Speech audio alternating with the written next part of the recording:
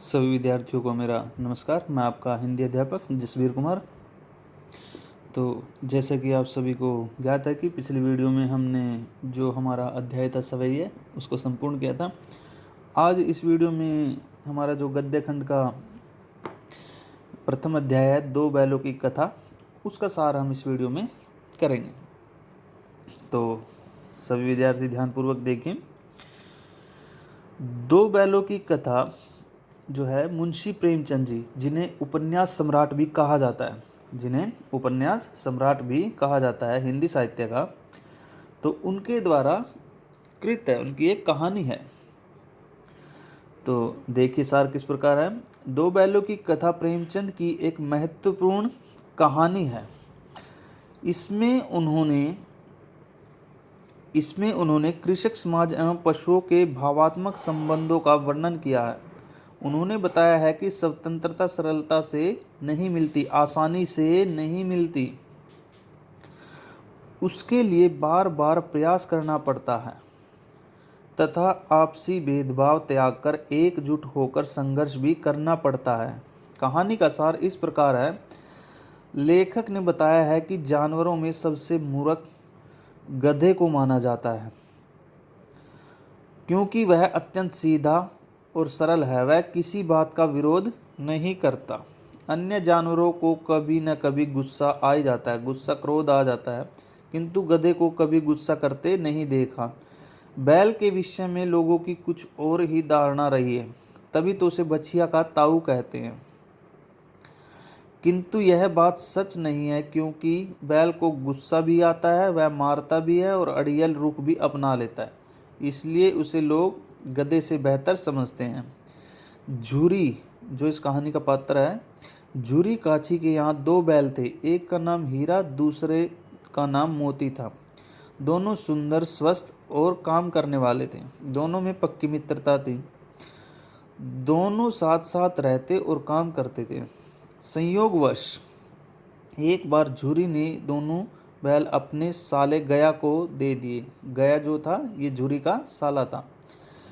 बैलों को लगा कि उन्हें बेच दिया गया है, अतः गया को बैलों को घर तक ले जाने में बहुत कठिन परिश्रम करना पड़ा।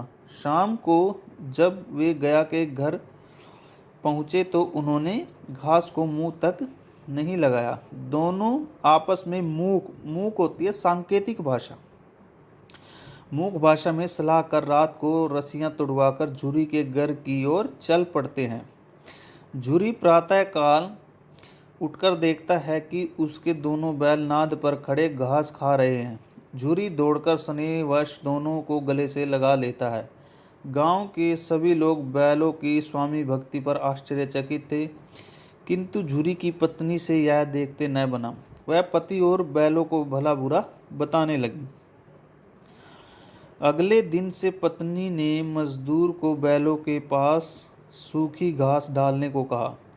मजदूर ने वैसा ही किया। दोनों बैलों ने कुछ नहीं खाया। दूसरे दिन झूरी का साला फिर आया और दोनों बैलों को फिर से ले जाकर मोटी तगड़ी रस्सियों में बांधकर सूखा भूसा डाल दिया और अपने बैलों को अच्छा चारा दिया। अगले दिन दोनों को खेत में जोता गया, लेकिन मार खाने पर भी दोनों ने पैर न उठाने की कसम खा रखी थी। पैर न उठाने की, काम न करने की। अधिक मार खाने पर दोनों भाग खड़े हुए।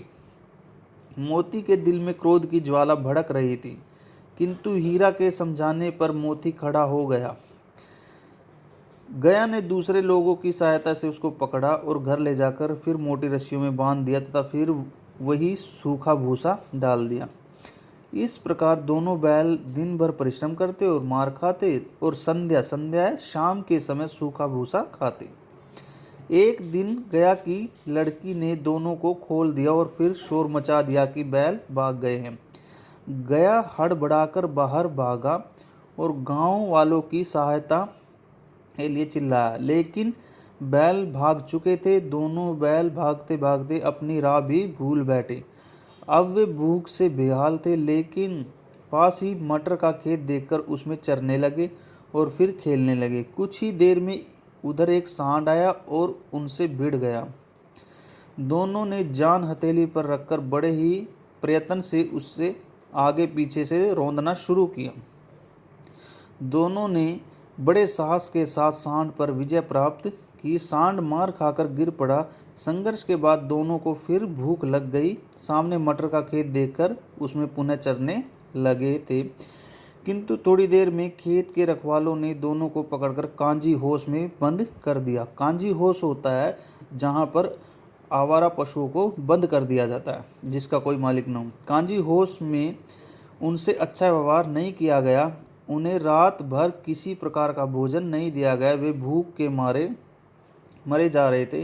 हीरा के मन में विद्रोह भड़क उठा। मोती के समझाने पर भी वह न माना और उसने सामने कच्ची दीवार को तोड़ना शुरू कर दिया। इतने में चौकीदार लालटेन लेकर पशुओं को गिनने आया। हीरा को इस प्रकार दीवार तोड़ते देखकर उसने उसको रस्सी से बांधकर कई डंडे दे मारे। चौकीदार के जाने के बाद मोती ने भी साहस बटोरकर दीवार गिरानी आरंभ कर दी। इस प्रकार काफ़ी संघर्ष के बाद आधी दीवार गिर गई।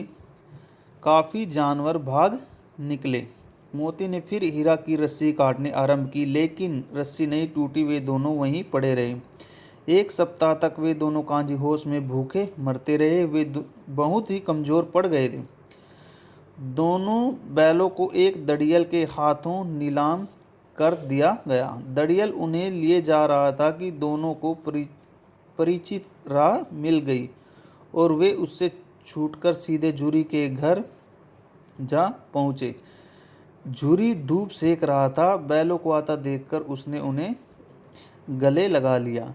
झुरी और दड़ियल में झगड़ा हो गया, किंतु बैलों को फिर वही स्नेह प्रेम मिला। झुरी ने उनकी पीठ सहलाई और मालकिन ने उनका माथा चूम लिया।